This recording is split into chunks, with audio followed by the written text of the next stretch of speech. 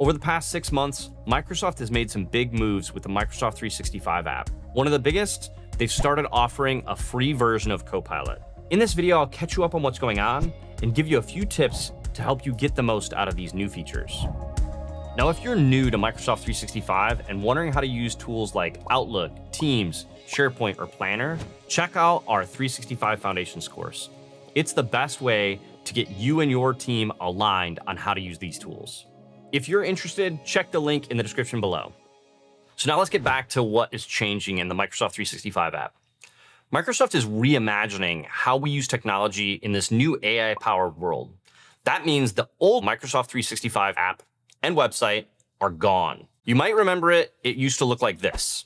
Now it's been replaced with a brand new AI-focused app. It still has most of the features you're used to, but now Copilot is front and center. This new experience is called the Microsoft 365 Copilot app. This new app is available everywhere you work, so on your PC, your mobile device, or even on the web. Let's take a quick tour so you can get familiar with it. When you launch the app, the first thing you'll see is search. This is where you can find all of your content that you need across Microsoft 365. So things in Outlook, OneDrive, SharePoint, they're all going to be located right at your fingertips using this search bar or down below in this quick access area where you'll find your recent files, anything that's been shared with you, or anything you favorited. This should feel really similar to what you had in the old application and is honestly just a great way to find any of the content that you might be looking for. The next thing you'll see is chat. This is probably the biggest change in the app. This brings all of the Copilot functionality into this new application. As you can see, you have a prompt area. You can enter prompts, whatever you might want to ask, and have a conversation with Copilot. So you should treat this as a chat. And me personally, this has replaced pretty much all of my use of any search engine, Google, Bing, etc. If I have a question, I'll go ask the question right in Copilot chat, and it's going to give me great responses. It's a lot more succinct, and I can also refine that. So probably the biggest thing that I've found is sometimes I'll Google search for something and it doesn't give me exactly what I want. And now I have to go back and kind of adjust my question or maybe ask a different question. With this, I can just kind of ask it a clarifying question. Maybe it didn't return exactly what I wanted. I can say, hey, what about this? What about that? Give me references. And then I can still go back out and look at the actual content. So the websites that might have produced this. But it's a much easier interface for me to engage with.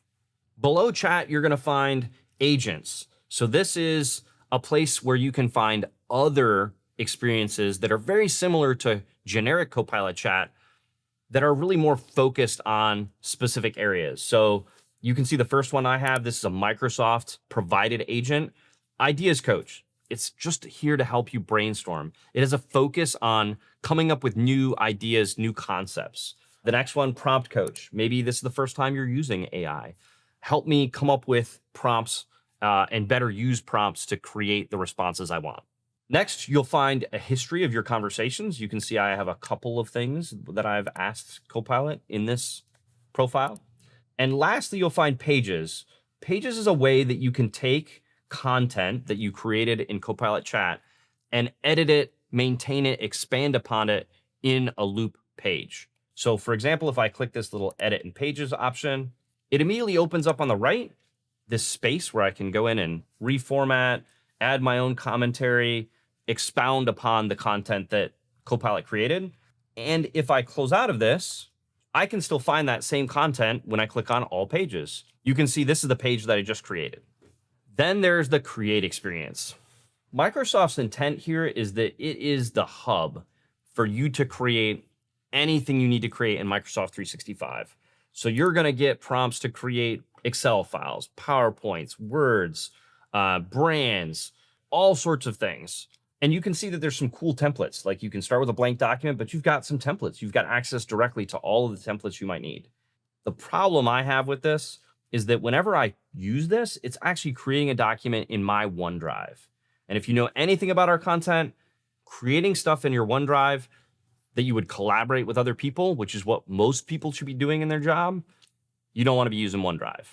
If this simply had an option, an alternative where I could say, yep, create this thing and I want to go save it in the SharePoint site, or in this team, I would love it. It'd be a much better experience. We kind of write this off because it promotes bad behavior of storing your things to OneDrive. Last, we have the list of apps. If you're familiar with other apps in Microsoft 365, you'll know that there usually is a waffle in the upper left-hand corner, but it's missing from this app. Microsoft has chosen to go a different way. Basically, the only way you can get access to your other apps is through this app list, which is okay.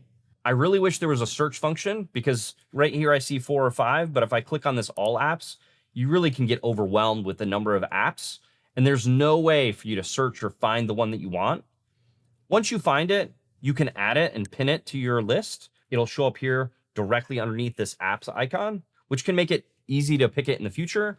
But honestly, this search functionality is a huge miss from Microsoft in this big apps list. Now that we've walked through the app, you might be thinking, this is great, but I don't have a Copilot license. Here's the good news.